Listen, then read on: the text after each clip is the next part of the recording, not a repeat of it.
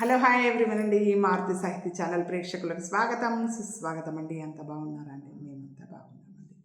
జీవితమే ఓ ఢమాల్ నావెల్లో నింటే ఎపిసోడ్లో వాళ్ళ ఏమలోకంలో కూడా కన్ఫ్యూజింగ్ అయిపోయి ఒకళ్ళ ప్రాణాలు తీసుకుపోయే బదులు ఇంకొకళ్ళ ప్రాణాలు తీసుకుపోవడం వల్ల అక్కడ చికాకై మళ్ళీ మోహన్ని కిందికి తీసుకురావడం, మోహనాత్మ కిందికి వచ్చే వరకు అక్కడ తన శరీరాన్ని దహనం చేసేయడము, మరి ఈ ఆత్మని ఎవరి శరీరంలో ప్రవేశపెట్టాలని ఆలోచించడం ఇవన్నీ జరిగాయి కదండి.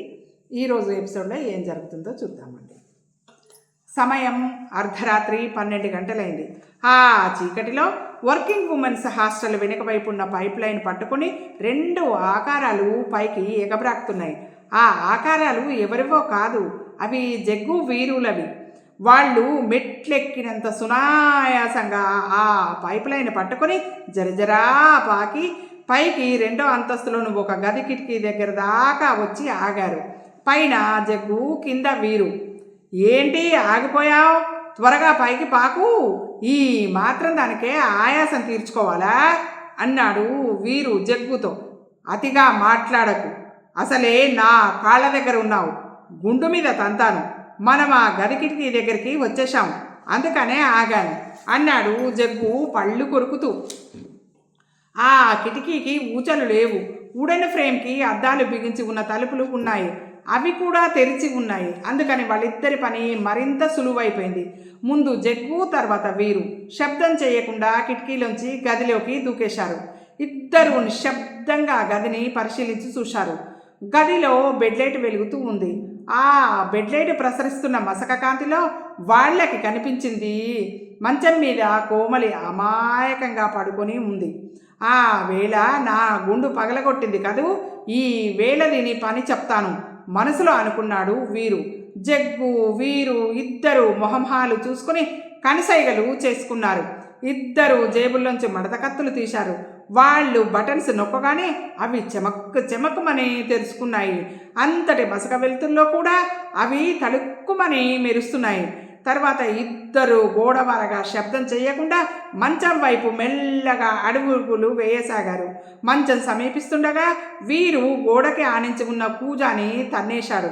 కూజ నేల మీదకి దొర్లి పట్టుమని శబ్దం చేసింది. కూజ మూత మీద బోర్లించి ఉన్న గ్లాస్ కూడా నేల మీద పడి కణేలుమని శబ్దం చేసింది. ఆ శబ్దానికి మెలకువ వచ్చి మంచం మీద కోమలి చటుక్కన లేచి కూర్చుంది. అలా కూర్చుంటూనే మంచానికి ఆనుకొని గోడకు ఉన్న స్విచ్ నొక్కింది. ట్యూబ్ లైట్ కాంతితో గదంతా నిండిపోయింది. తల తిప్పి చూసిన కోమలి నిర్ఘాంతపోయింది. ఆనాడు రాత్రి హత్య జరుగుతుండగా చూసింది ఈ హంతకులనే. తన ఎదురుగా ఆ ఇద్దరు చేతుల్లో పదునైన కత్తులతో. క్షణం ఆలస్యం చేయలేదు కోమలి. మంచం మీద నుండి ఒక్క దూకు దూకి గది తలుపు వైపు పరుగు తీసింది. కోమలి ఎప్పుడైతే లేచి లైట్ వేసిందో అప్పుడే జగ్గు, వీరులు ఇద్దరు పూర్తిగా అలర్ట్ అయిపోయారు. అందుకే జగ్గు మెరుపు వేగంతో పరుగు తీసి గది తలుపుల గడియ తీయబోతున్న కోమలిని గట్టిగా పట్టుకున్నాడు. కోమలి అరవాలని అనుకునేంతలోనే అతని చెయ్యి ఆమె నోటిని బలంగా మూసేసింది. తప్పించుకోవడానికి ఆమె గింజుకోసాగింది. వీరు ఆమెని సమీపించాడు. ఎత్తి ఉంచిన అతని చేతిలోని కత్తి ఆమె గుండెల్లో బలంగా దిగింది. కత్తి బయటికి లాగి మరోసారి పొడిచాడు. ఈసారి కడుపులో, మరోసారి 5-6 సార్లు పొడిచాక ఆగాడు. జగ్గు అతని చేతుల్లో వేళ్లాడుతూ ఉంది ఆమెని వదిలేశాడు జగ్గు. కోమలి నేల మీద కుప్ప కూలిపోయింది నిర్జీవంగా. జగ్గు తన చూపుడు వేలుని కోమలి ముక్కు దగ్గర ఉంచి చూసి వీరుకి కనిసైగ చేశాడు, ఇంకా వెళ్దామన్నట్టు. జగ్గు, వీరులు వచ్చిన దారిని వెంటనే హాస్టల్ పైపు లైన్ పట్టుకుని కిందికి జారుకుంటూ దిగి వెళ్ళిపోయారు. నిర్జీవంగా పడి ఉన్న కోమలి శరీరం చుట్టూ రక్తపు మడుగు ఏర్పడసాగింది. 5 నిమిషాలు గడిచాయి. అప్పుడు హఠాత్తుగా ఉధృతంగా గాలి వీచింది. ఆ గాలికి గది కిటికీలు దడదడా కొట్టుకున్నాయి. గాలి ఆగిపోయింది. ఆ గది తలుపుల దగ్గర పడి ఉన్న కోమలి శరీరాన్ని చూసి కెవ్వమని అరిచాడు మోహన్. కానీ ఆ శబ్దము బయటికి వినిపించలేదు. ఆమెని ఎవరో చంపేశారు. కాస్త భయంగా, మరి కాస్త జాలిగా అన్నాడు మోహన్. మరేం పర్లేదు, ఆమె ఇప్పుడు బతుకుతుంది అన్నాడు మొదటి యమకింకరుడు. బ్రతుకుతుందా? ఎలాగా? నువ్వు ఆమె శరీరంలోకి ప్రవేశిస్తావుగా. నేనా? ఎందుకేంటి? నువ్వు బతకద్దా మరి? బ్రతకాలి కానీ ఈ ఆడపిల్ల శరీరం నాకెందుకు? ఎవరైనా మంచి హ్యాండ్సమ్ మగాడి శరీరంలో నన్ను ప్రవేశపెట్టండి. అలా కుదరదు, నిన్ను అమ్మాయి శరీరంలోనే ప్రవేశపెట్టమని యమధర్మరాజు గారి ఆజ్ఞ. రెండో యమకింకరుడు చెప్పాడు. ఎందుకు? అయోమయంగా అడిగాడు మోహన్. ఇన్నాళ్ళు నువ్వు ఆడపిల్లల జీవితాలతో ఆడుకున్నావు కదా, అందుకని నువ్విక నుండి ఆడపిల్లగా జీవితం సాగిస్తూ వాళ్ళు అనుభవించే బాధలు నువ్వు కూడా అనుభవించాలని, అదే నీకు సరైన శిక్ష అని మా యమధర్మరాజు గారు నీకు ఈ శిక్ష విధించారు అన్నాడు యమదూత. యమదూత వాక్యం పూర్తి అవగానే విసురుగా గాలి వీచి గది కిటికీలు మళ్ళీ టపటపా కొట్టుకున్నాయి. గదిలోకి కోమలి ఆత్మ వచ్చింది. నో, వీడు నా శరీరంలో ప్రవేశించడానికి నేను ఒప్పుకోను అరిచింది కోమలి. ఎందుకు ఒప్పుకోవు అడిగాడు మొదటి యమదూత. వీడు ఒట్టి రోగు, నిన్న సిటీ బస్సులో నన్ను చూసి కన్ను కొట్టాడు. ఇన్నాళ్ళు నేను చాలా డిగ్నిఫైడ్గా బతికాను. వీడు నా శరీరంలో ప్రవేశించి నా పేరు చెడగొడతాడు. కానీ తప్పదు, ఇది యమధర్మరాజు ఆజ్ఞ. ఇది అన్యాయం, ఇది చాలా అన్యాయం. నేనేం పాపం చేశానని నాకీ శిక్ష? ఇలాంటి వాడిని నా శరీరంలో ప్రవేశపెట్టి నా పేరు చెడగొడతారా? యమదూతల్ని నిలదీసింది కోమలి. అంతదాకా మౌనంగా ఉన్న మోహన్ ఒక్కసారే మండిపడ్డాడు. ఏంటి? పోనీలే అనుకని ఇంతదాకా ఊరుకుంటే వాడు వీడు అంటున్నావు? అయినా నీ బోడి శరీరం ఎవడికి కావాలి? మోహన్ యమదూతల వైపు తిరిగాడు. నాకు వేరే మంచి శరీరం ఇప్పించండి. అలా కుదరదు, మా బాస్ చెప్పినట్టు మేం చెయ్యాలి అన్నాడు మొదటి యమదూత. అది కాదు, నేను చెప్పేది కాస్త వినండి అంటూ మోహన్ ఏదో చెప్పబోయాడు. కానీ రెండో యమదూత అతని నడ్డి మీద ఒక్క తన్నుదన్నాడు. ఆ దెబ్బకి మోహను కోమలి శవం మీద బోర్లా పడ్డాడు. కోమలి ఆత్మ చీ చీ అంటూ కళ్ళు మూసుకుంది. ఓం యమాయ నమః అన్నారు ఇద్దరు యమదూతలు. మోహన ఆత్మ మాయమైపోయింది. కోమలి ఆత్మ కళ్ళ మీద నుండి చేతులు తీసి చూసింది. ఆమెకి మోహన్ కనిపించలేదు. ఏడీ? యమదూతల్ని చూసి ప్రశ్నించింది. నీ శరీరంలోకి ప్రవేశించాడు అన్నాడు మొదటి యమదూత. వద్దు, వాణ్ణి బయటికి లాక్కురండి, లేకపోతే నా శరీరాన్ని వాడు అప్రతిష్ట పాలు చేస్తాడు బాధగా అంది కోమలి. నువ్విప్పుడు మరణించావు, నీ శరీరం మీద నీకు వ్యామోహం ఉండకూడదు అంటూ ఆమె చెరోరెక్క పుచ్చుకున్నారు యమదూతలు. వాళ్ళు ముగ్గురు అక్కడి నుండి మాయమైపోయారు. ఎవరు? కోమలి, ఇద్దరు యమదూతలు. గదిలో అచేతనంగా పడి ఉన్న కోమలి శరీరం చుట్టూ ఎర్రని చిక్కని రక్తం మడుగు కట్టసాగింది. క్షణాలు గడుస్తున్నాయి. హఠాత్తుగా కోమలి శరీరంలో చలనం కలిగింది. ఆమె తల అటూ ఇటూ కదిలించింది. వెంటనే ఆమె శరీరం చుట్టూ ఉన్న రక్తం మడుగు మాయమైపోయింది. ఆమె శరీరం మీద కత్తిపోట్ల వల్ల ఏర్పడ్డ గాయాలు కూడా మాయమైపోయాయి. కోమలి మెల్లగా కళ్ళు తెరిచి చూసింది. గదిలోని పరిసరాలను గమనించిన కోమలి ఒక్కసారిగా ఉలిక్కి పడింది. చటుక్కున నేల మీద నుండి లేచి కూర్చుంది. ఏంటిది? నేను ఇక్కడున్నాను? కొంపదీసి ఆ సుందరి, సోహిని వాళ్ళంతా కలిసి నన్ను ఈ గదిలో కానీ బంధించలేదు కదా? కోమలి శరీరంలోని మోహనాత్మ కంగారుగా అనుకుంటుంది. బంధించి మాత్రం నన్ను ఏం చేస్తారని? చంపుతారా, నరుకుతారా? కాసేపు అయ్యాక వాళ్ళే వదిలేస్తారు అనుకుంటూ తనకి తాను సర్ది చెప్పుకుంది కోమలిలోని మోహనాత్మ. ఓసారి ఒళ్ళు విరుచుకొని బయటికి వచ్చి చూసుకుంది. క్షణాలు గడుస్తున్నాయి. వామ్మో, నా వేషధారణ ఏంటి? నా ఒంటి మీద చీర ఏంటి? జాకెట్ ఏంటి? అమ్మాయిలాగా ఉన్నానేంటి? నేను మోహన్ని కదా అనుకుని ఒకసారి అద్దం ముందరికి వెళ్ళి తన వేషధారణ చూసుకుని ఒక్కసారిగా ఉలిక్కి పడింది కోమలిలో ఉన్న మోహనాత్మ.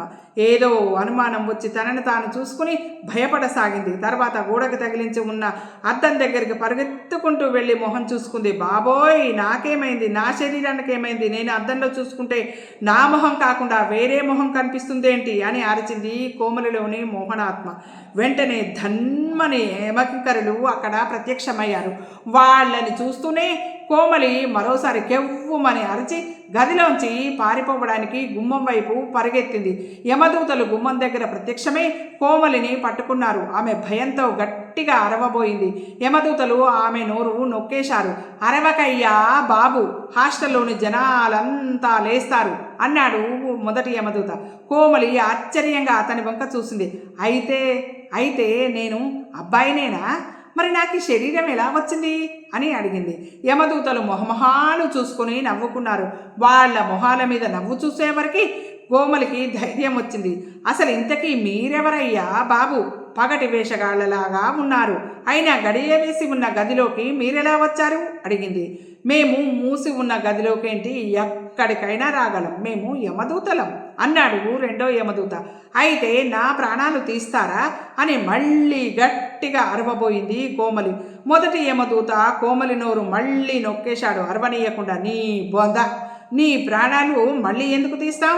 ఒకసారి నిన్ను తీసుకెళ్ళాం, మళ్ళీ తీసుకొచ్చి ఈ అమ్మాయి శరీరంలో నిన్ను ప్రవేశపెట్టాం అంటూ జరిగింది మొత్తం రెండో యమదూత ఆమెకి వివరించాడు.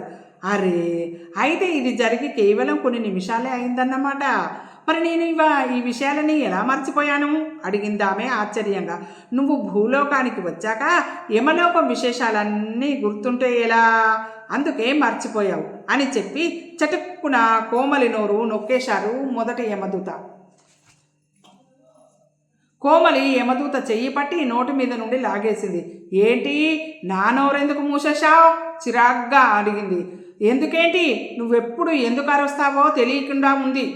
ఊరికే నేనెందుకు అరుస్తాను? సరే కానీ ఇప్పుడు మీరెందుకు వచ్చారు? ఎందుకేంటి, నీ కొత్త శరీరాన్ని చూసుకొని నువ్వు చాలా కన్ఫ్యూజ్ అయిపోతున్నావు కదా, అందుకని వచ్చామన్నమాట చెప్పాడు రెండో యమదూత. రక్షించారు. ఇంతకీ నా శరీరం ఎవరిది, ఆమె ఏం చేస్తుంటుంది, ఈమె పరిచయస్తులు ఎవరు మొదలైన విషయాలన్నీ నాకెలా తెలుస్తాయా బాబు? మీ బాసు నాకు గొప్ప శిక్షనే విధించాడు అంటే యమధర్మరాజు నెత్తి మీద కొట్టుకుంటూ అంది కోమలి. అప్పుడే ఏమైంది, ముందుంది ముసళ్ళ పండగ అన్నాడు మొదటి యమదూత. బాబోయ్, అయితే నాకు ఇంకా ఏమేం ఫిట్టింగులు పెట్టారా నాయన కంగారుగా అడిగింది కోమలి. మేం చెప్పడం ఎందుకులే, నువ్వే తెలుసుకుంటావు, పదరా పోదాం అన్నాడు రెండో యమదూత మొదటి యమదూతతో. మొదటి యమదూత వాడి టెంకి మీద ఫాటుమని కొట్టాడు. అసలు మనం ఇక్కడికి ఎందుకు వచ్చాంరా? బాసు ఈ పాపకి సహాయం చేయమని కదా పంపించాడు కసిరాడు మొదటి యమదూత. రెండో యమదూత టెంకి రుద్దుకున్నాడు. మొదటి యమదూత ఆమె వైపు తిరిగాడు. చూడు పాపి, పాపి కాదు మోహన్, చికాకుగా మొహం పెట్టి అంది కోమలి. అదే నీకు చెప్పడానికి వచ్చాం, నీ పేరు మోహన్ కాదు, ఇక ముందు నీ పేరు కోమలి. ఎవరికి నీ ఆత్మ కనిపించదు, నీ శరీరమే కనిపిస్తుంది. ఈ శరీరం కోమలిది కాబట్టి అందరూ నిన్ను కోమలి అనే పిలుస్తారు. అది సరే, కోమలిగా నేనెలా బతకగలను? ఆమె ఎవరో, ఆమె పరిచయస్తులు ఎవరో నాకెలా తెలుస్తుంది? అది చెప్పడానికే కదయ్యా బాబు మేము ఇక్కడికి వచ్చింది, శ్రద్ధగా విను అంటూ చెప్పడం మొదలుపెట్టారు మొదటి యమదూత. దాదాపు పావు గంట గడిచింది. యమదూత చెప్పడం ముగించాడు. అంతా అర్థమైంది కదా అడిగాడు యమదూత. అయినట్టే ఉంది అంది కోమలి. ఆమె అలా అందో లేదో ఇద్దరు యమదూతలు అక్కడి నుండి మాయమైపోయారు. అయ్యో, అప్పుడే మాయమైపోయారా? నేను ఇంకా ఏమిటేమిటో అడగాలనుకున్నానే.